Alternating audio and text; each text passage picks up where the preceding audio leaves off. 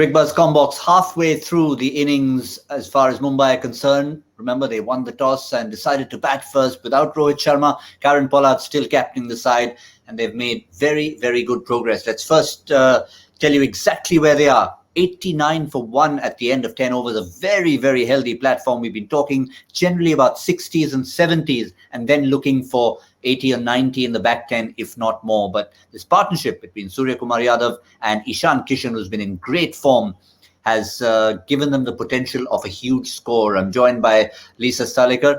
Lisa, we were trying to wonder what a good total was after they decided to bat first. It certainly looks as if they're aiming high here. Yeah, they certainly are. And it's nice that you're here. Like, where were you last game? You disappeared and I had to go all by my lonesome. But I'm glad, whatever the reason was. I bet you it was food, wasn't it? That you just had to duck off. That's pommy. I wish I could say the excuse was food that I disappeared just at the last second. But the two things that you can trust and not trust are food and technology. Well, in this case, it wasn't food, it was technology. But while the technology let me down, I did have some food. So it was both.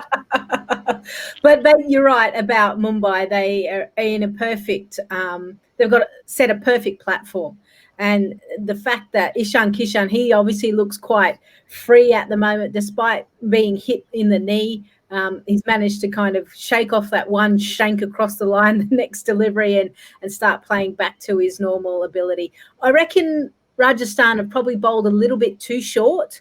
And having commentated all of my games in Abu Dhabi, the fuller you are, the better you're going to be from a bowling side. So too many square of the boundary shots have come that way. So they need to be able to go fuller, and they need to break this partnership because power hitters, Mumbai have that plenty, and they're still sitting in the dugout waiting to go. And that's the problem. I mean, I know you said they want to break this partnership, but what happens is one goes, another one comes. They're lining up. They're queuing up in the dugout from both the Pandya brothers, Karen Pollard. They're all waiting to come and express themselves. And this, after the one most informed man we talked about in our preview, Quinton de Kock, hit a lovely 6 and then succumbed to the one incisive part of the Rajasthan attack, Jofra Archer. Yeah, that was important, and Sean Pollock mentioned that the first 6 overs and Archer was going to be the key to kind of make a few dents in the Mumbai batting lineup before they kind of got into the middle part. Didn't necessarily happen. Yes, you want to see the back of Quinton de Kock more often than not. But Suryakumar Yadav, the last time they played each other, I think he scored 70 odd runs. So he's probably feeling comfortable that he likes this opposition as well. So yeah, it's a hard one, isn't it? Because sometimes you go, no, we don't want to expose Pollard and Hardik and Krunal Pandya because they can just clear the boundary for fun. But you do need to pick up wickets because if you can, we've seen, especially in this format, as soon as you pick up one, a lot of the time you pick up 2. And then as a bowling unit, you get a bit of a run on. I can tell you what, you may have heard about the Cricbuzz Comm Box curse, and it has struck again. And it struck in spectacular fashion over his head, and who else? Jofra Archer. It could only be him. Not the best delivery in the world. You said they've been too short. Once again, short from Kartik Tyagi, and Kishan's eyes lit up. Tried to slash it over third man. Didn't realize Mini Superman was standing there in the form of Jofra Archer. He's got the first wicket, and he's solely responsible for the second. Over his head, one-handed, and it was a catch. You had to see the facial expression of Tyagi, Smith, all of them. Oh, we got a wicket. Okay, let's celebrate. Now what do we do? Yeah, well, maybe that's exactly what Rajasthan need now. And it's important that they make it really tough for the new batter coming in, that they don't give easy runs away. And if they can, put pressure on the one that's already been out there. If you can get 2 new batters out there, then you're a chance just to slow that run rate down and start thinking, okay, could I gamble with Archer coming back? You know, this is where Smith and his leadership skills and his tactical nous will come into its own. When the door is slightly open, can you open it fully? And that's what Rajasthan will try and do.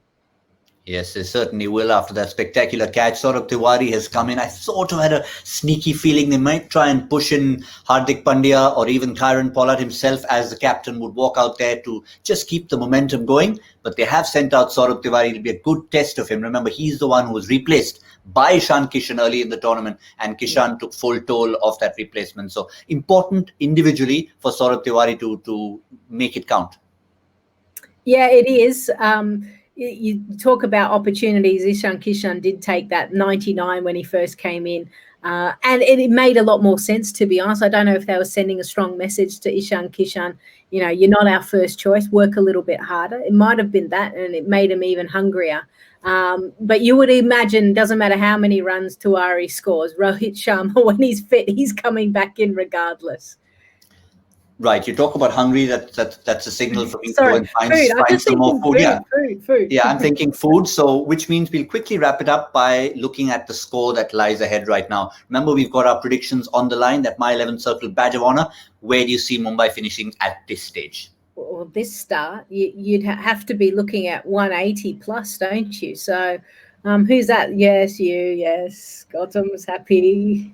Yes. As long as Sean doesn't win, that's the main thing. I don't want Sean to win anymore. Okay, that's you and I being cahoots.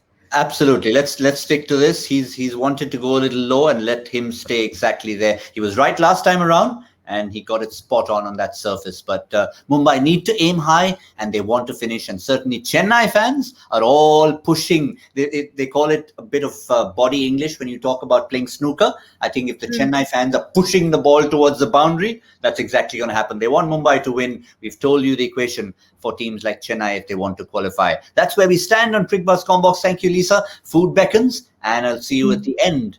We will all on My 11 Circle presents Cricbuzz Live.